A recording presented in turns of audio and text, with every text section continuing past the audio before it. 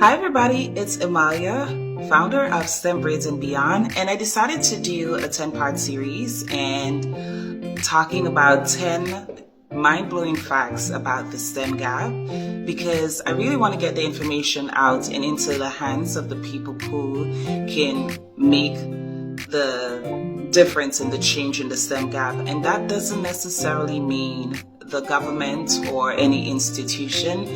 It is our people, the people who represent the underrepresented community, rallying together, tapping into the resources that are available to be able to navigate the process and get our children or even maybe yourself involved. So the first mind-blowing fact I want to share today is that the S.T.E.M gap is actually a form of systematic oppression.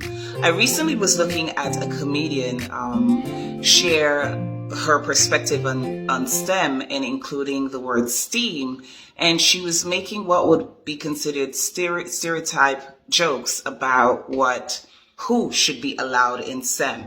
And that triggered something in me. But let's unpack from a fact perspective why the S.T.E.M gap is oppressive. So if we look at just legislation, the past 75 years, less than 75 years, is when Black women and women have had equal access to to education in America. Let's break that down even further. When people of color were allowed to attend schools, the quality of the education was not the same. And so prior to even that generation, when before the Civil Rights Bill, Black people never had an opportunity, and women also did not have a chance to work in the workforce or hold a lot of senior positions. So if you were to walk into a predominantly white neighborhood, and I have no problem with white people or their causes or whatever, my children are a product of a biracial marriage, and I don't have personally a problem, but I'm advocating for equitable opportunity and inclusion. So I need to make the arguments that prove what I'm saying and why the need needs to, and the information needs to be disseminated. So women have only been in the workforce, I think, since the 1930s. People of color, and when they did enter the workforce, they weren't really in positions of leadership unless there was a dire need. Similarly, with people of color, when we did have opportunity to work, we can only go so far. Or there would be one person of color allowed in the room and everybody else had to fend for themselves on lower level jobs. So when the system is set up so that women don't have access to good jobs and they are treated with a level of inferiority, then there is a complex in a woman even being comfortable or confident in her role. Same thing with people of color. We may have had opportunity to work in the workforce longer, but we never had exposure to the jobs that would transition and evolve to be STEM based. And so I had read a book years ago, who referenced the research of Claude Steele. I was going to say Cloud, but I think it's Claude Steele. And I went to YouTube and looked at his videos, but I also read a 15-page article that he created called the stereotype threat, and how it works to undermine the competency of Blacks. It's a really fascinating read, and it's some of the things that I would reference, but I still want to stay with the disseminating the information regarding STEM being oppressive.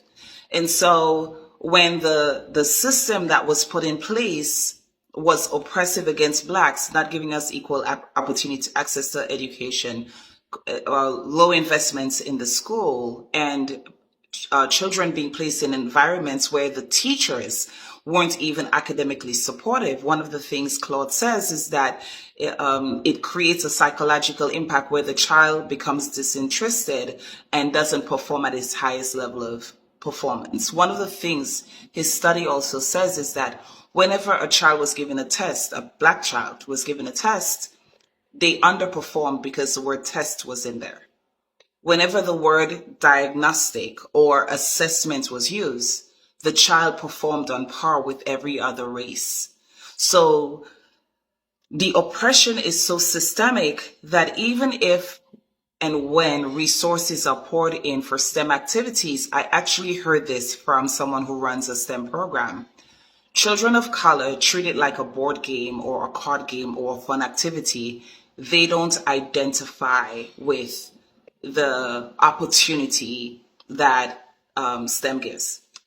I'm going to continue to unpack this and break it down in different small segments so that I don't overwhelm you. Because I'm really excited about this information. And if I'm not careful, I'll just be like throwing it all at you at once. But the STEM gap is systematically oppressive.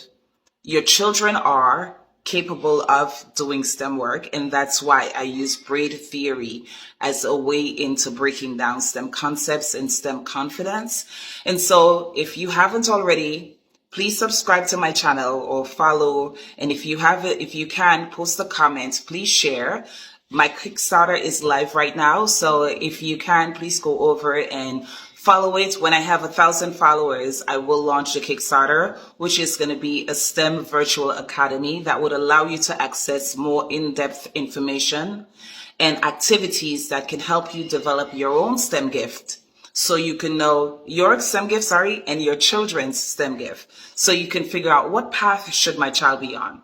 We're playing catch up here. So let's figure out what are the ways that we can be effective without having to expend a lot of resources. And that's what I'm here for. So until next time, bye.